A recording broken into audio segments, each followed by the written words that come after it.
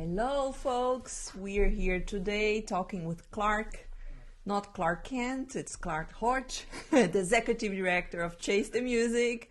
He's an amazing person, and we're going to be talking a little bit about how to break old habits and build a new mindset to make a social change.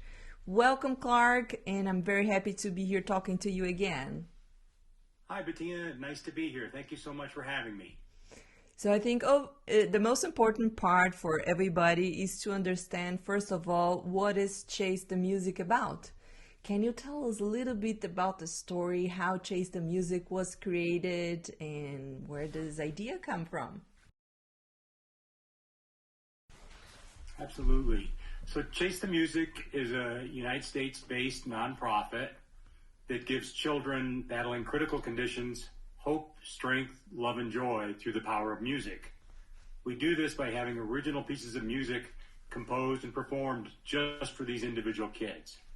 It started about 12 years ago when I had a little party at my house where we were doing chamber music. And two of the artists were married. One was a flute player, the other a French horn player. And they had a little girl, Lauren. Lauren was 3 years old at the time, and she and I played on the rocks outside my house, and just the most beautiful family. 6 months after the performance, I got a phone call from the people that had originally introduced me to the family, and they told me that Lauren had cancer, and it just ripped my heart apart. And my wife and I looked at each other and thought, we've got to do something for this sweet family. We didn't know them beforehand, but we were going to get her a little teddy bear. And a teddy bear like my young son had, somebody had given him, came from London, and he had beans in his paws, so they were really floppy, the coolest teddy bear you can imagine. And as we're trying to find out how to get one of these teddy bears from London, we realized every kid in America's got 25 teddy bears, and every sick kid's probably got 50. So that no matter how cool we thought this teddy bear was, he wasn't going to be the right gift for Lauren. We thought about it for a few weeks and finally came up with the idea of what if we had an original piece of music composed and performed just for Lauren. And we didn't know what that meant. We didn't know what it entailed. But I got with one of the local high school band directors, and she educated me on commissioning music and how that all worked. And we brought together a composer, Clint Needham, and Clint composed a beautiful piece of music called Chase the Morning Sun. So a lot like the name of our organization, Chase the Music, Chase the Morning Sun was all about how, when you're really sick, do you get up in the morning or do you go to bed at night and knowing the next morning you're going to chase that beautiful sunrise and have a good day the next day. The piece was premiered by the Lions High School Band, and Lauren sat next to me at the piece. And it featured French horn and flute solos to honor her parents. Remember, all the Chase the Music pieces are written specifically for an individual child, and we really work hard to tie the music to that child. At the end of her piece, Lauren looked up at me and said, "Clark, I'm never going to stop smiling." And that was the beginning of Chase the Music. Originally, it was just a one-time gift. It wasn't meant to be an organization. It wasn't meant to happen again and again. But over the next couple of years, I did about one piece per year. And then fortunately, the high-tech community decided it was time for me to be done, and they laid me off. And I took and started Chase the Music on a full-time basis at that point. So that's kind of how we got here now. And now we do, anywhere, depending on the year, from 20 to 50 pieces per year. Oh my gosh. So for everybody that's listening, just came into our live event, just to catch you up, we are talking with Clark Hodge, the executive director from Chase the Music, and we are going to talk about his story of self-development, how his inside change is provoking amazing growth at Chase the Music, a very special nonprofit. So you talked to us about how Chase the Music started. Now, you must have a musical background then. Is it that true? Or how you got involved with music? Oh, so I'm actually retired from the music community as a performer. I was a triangle player all through my high school career. So at age 18, I finished that career and moved on. So no, I'm not a performer. I like to refer to myself now as what they call an impresario. And an impresario is basically someone who produces musical events. And we bring together the composers, the children, the performers, the venue, and the audience.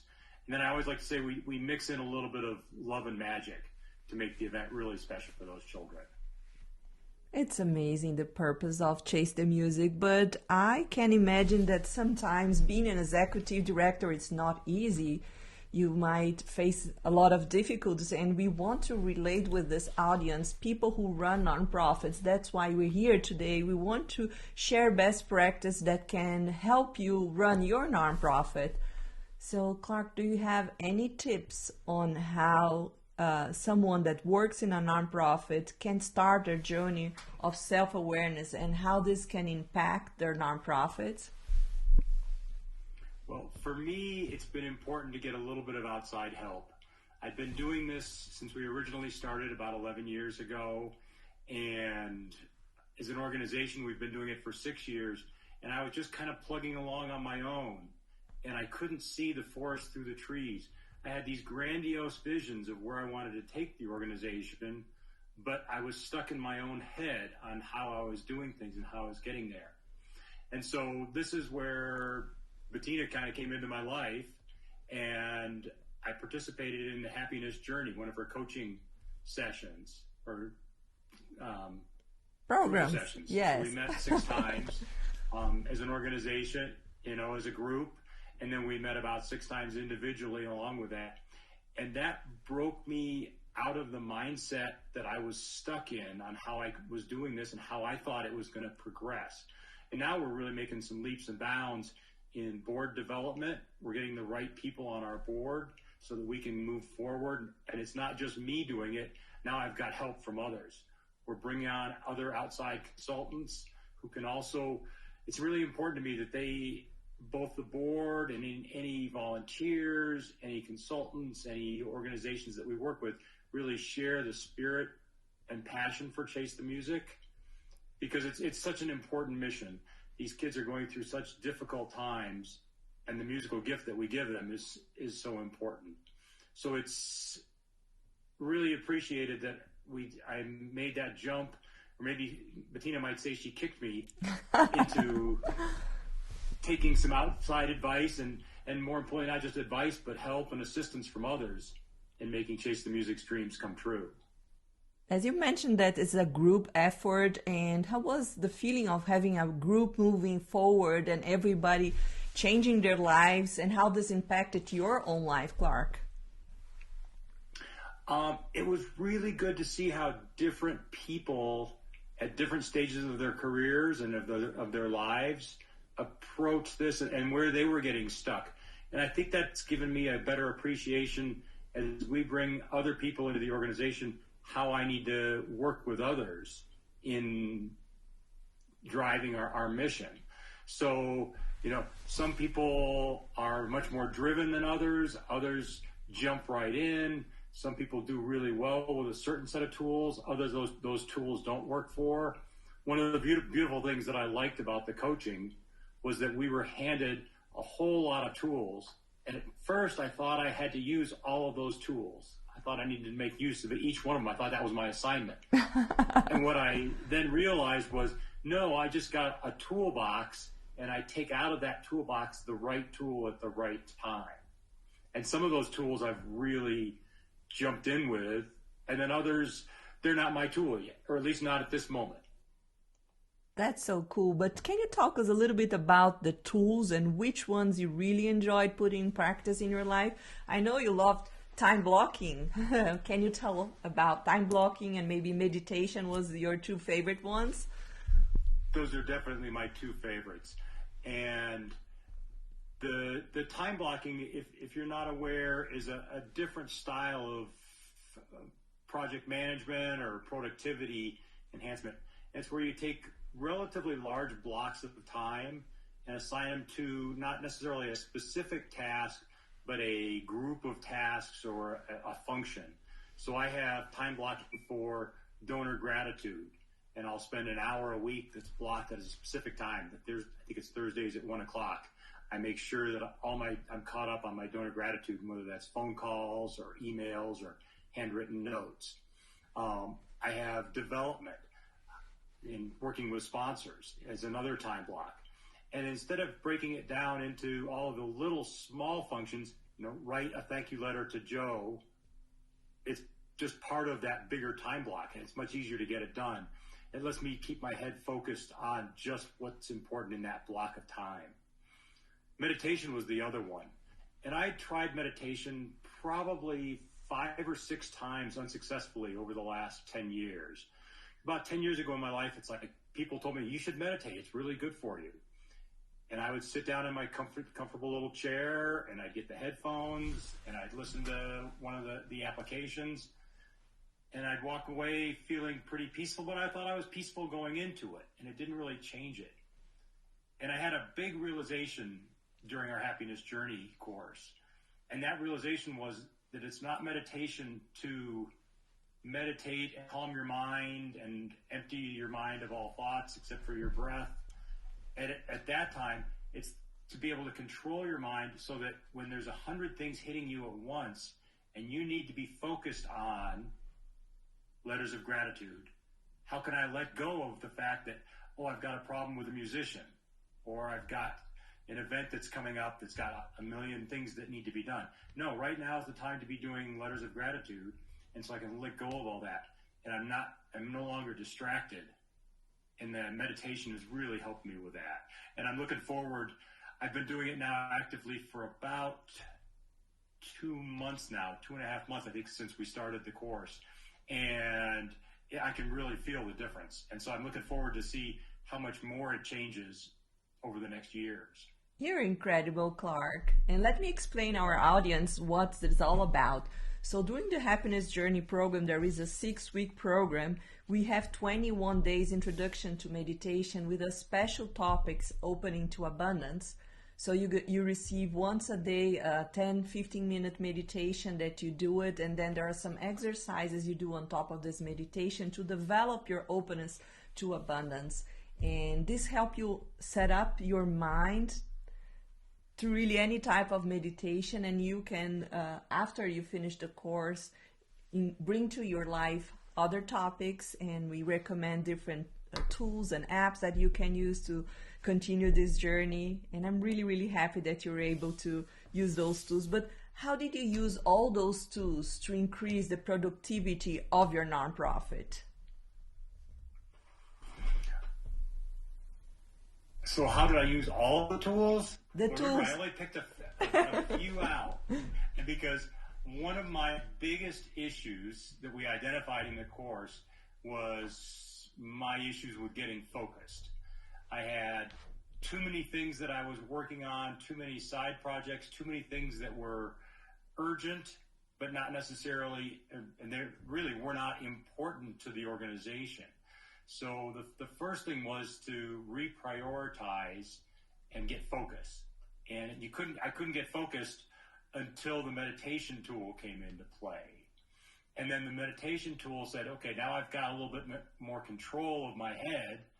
And then we added in the time blocks. And that has really given me a much more productive mindset that I really like, and it's really changed how I work. One of the things that's also in the course is it's a very balanced course. So it's not just about professional tasks. We had folks in the course that were interested in just personal development, others that were interested in professional development where they were taking their companies. And for me, it was both. I needed to do both. So I needed to work on some things that were in my own head, and then also be able to take that to the organization so I can drive the organization further forward. So you're saying that you incorporated tools from Happiness Journey into your personal and professional life? Correct. And I think for me, that was really important. If I would have if it would have been a course that was only focused on what I was doing with Chase the Music or what I was doing in my personal life, it would not have been nearly as effective. I really needed to take my own head and wrap it around of what's important to me personally. And the good thing is I went into it with an amazing organization and with an amazing mission that my intentions are to do this till the day I die. So I'm not in a role where I'm trying to build a company to sell it, to spin it off, to flip it. I'm in this because I want to make as big an impact on children battling critical conditions through this power of music as I possibly can.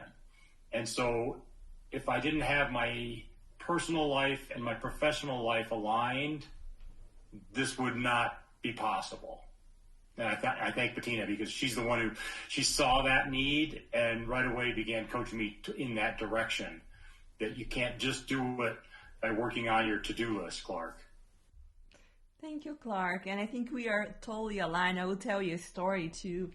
I was doing a coaching session at the ICF, the International Colorado Association, Coaching Association. And I had the chance to be coached by a lady who was 83 years old. And she made me a question and said, if you could use a magic wand, what would you ask for? I said, I will ask for someone to help me create the content for the Happiness Journey program, someone who speaks fluent English and someone who have the coaching experience.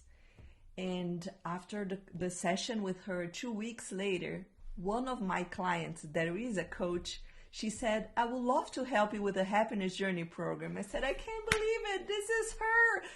My magic wand really worked. And she's amazing. Her name is Kathy Foster. I think you met her. I introduced you to her. Yep. And she was the one who helped me put in words the exercises and all the knowledge I had in my mind and in my experience to make this successful program. So I'm very thankful for her. But I'm telling you this story, Clark, to tell you that I have the same wish than you. I want to be a coach until I die. I don't want to have a retirement party. My retirement party will be at my funeral and everybody will be invited. Everybody that I impacted. So my wish is to impact at least 1,000 people with my coaching program as soon as I can. And I know that you have a dream of impacting at least 5,000 kids. So tell me a little bit about what is the future for Chase the Music. What are you expecting for the future of your organization? So 5,000 is kind of like a phase one to get there. Because really where I want to be is to be doing, easy. I tell people I want to be doing 1,000 pieces of music a year. And my day, and it doesn't matter if it's 1,000 or 5,000, my day kind of starts off the same. And at 1,000, it's 3 pieces per day that we're creating and delivering to these kids. And my day starts off by waking up, turning on the computer, grab a cup of coffee, and then read the stories and listen to the music that was delivered across the world for those kids the previous day. And I figure I'm going to cry for like half an hour after that.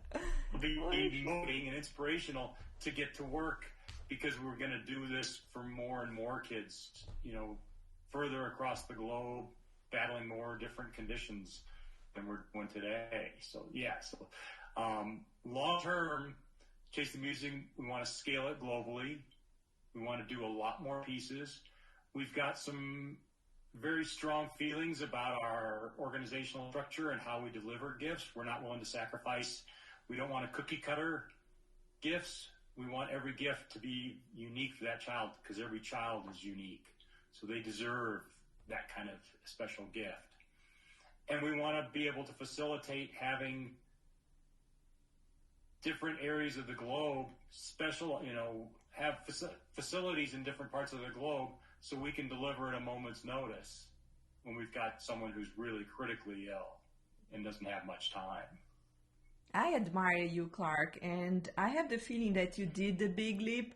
Now you have a big open mind and you're ready for big corporations to get involved with Chase the Music. So what are you foreseeing for 2022? I know you have some shows already scheduled. I think our audience would love to hear the story of your next show that you're getting ready with a band of Boulder.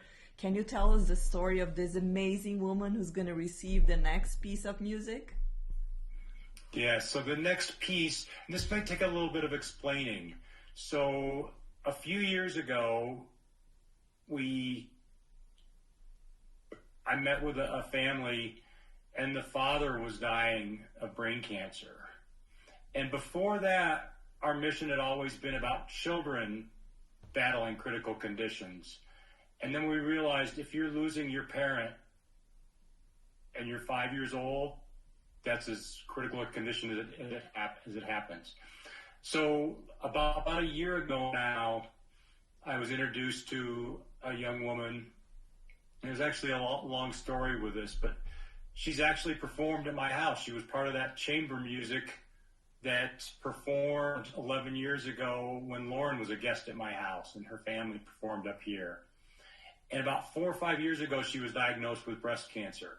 She went through the treatment, and everything looked good. She was clean.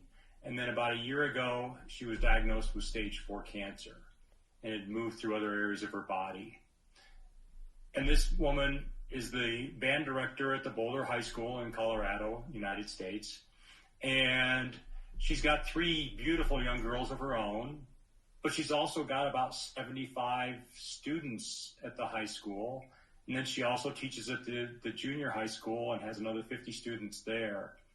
And so we have had a large high school band piece composed. It's called Triumph. And I love the name because she's the kind of person that's going to triumph over this cancer. She just this last Thanksgiving ran an Ironman. And I don't even remember the numbers. It's like a 26-mile marathon, a 100-mile bike ride, and a couple miles swimming in the ocean.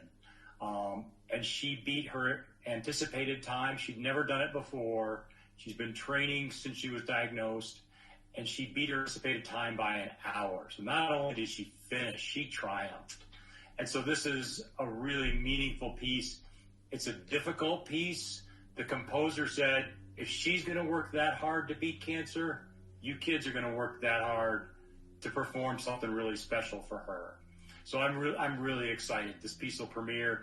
We've just set the date and finalized the date in early May.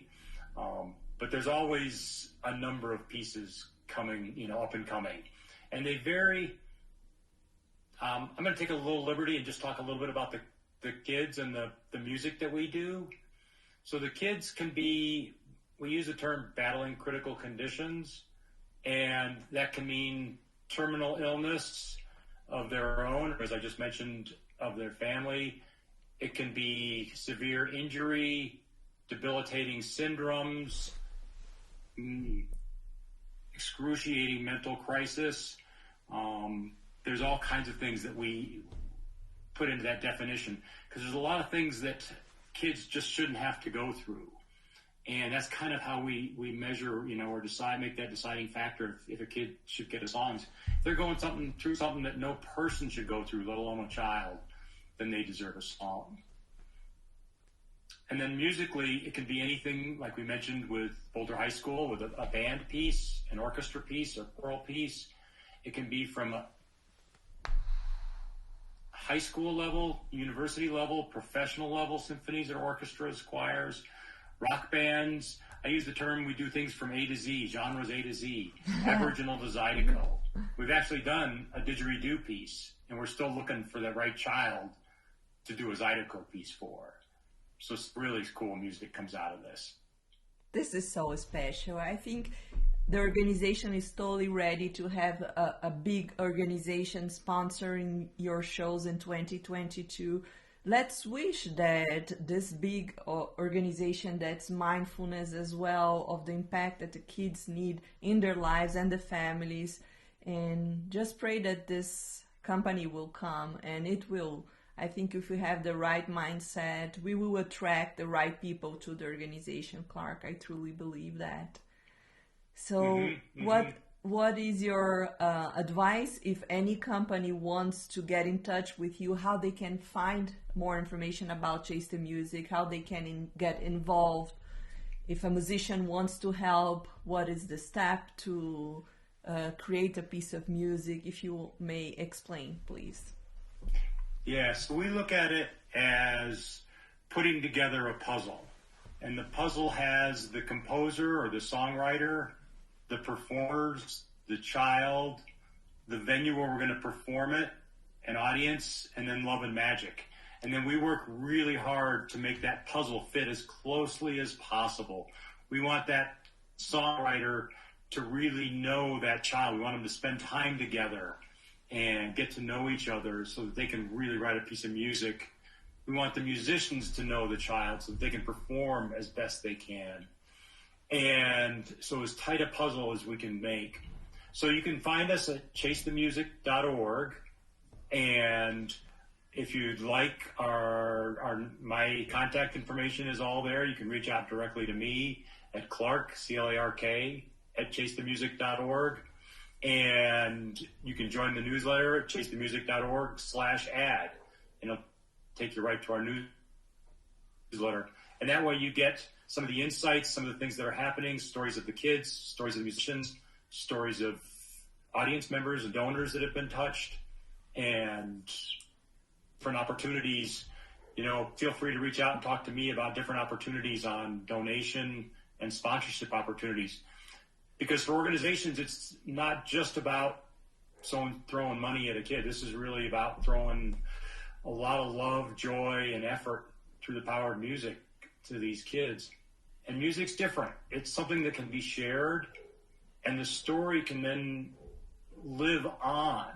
So organizationally, one of the things we've talked about is how we would partner with organizations to bring their employees in who have children that are battling critical conditions, to bring their musician employees in to perform for other children. So it's not just about writing a check. It's about really engaging. And I mentioned before, we want to be partnered with people that are very passionate about what we're doing. We will find them. We will find a lot of people for sure. Clark, what is your advice for a nonprofit professional who wants to develop their own skills and awareness to be a better professional and make a bigger impact in the organization? How do you think the happiness journey can help them, or if you have any other advices? Well, and I'll make a plug for the happiness journey, but I'll make a bigger plug for looking for outside advice and coaching.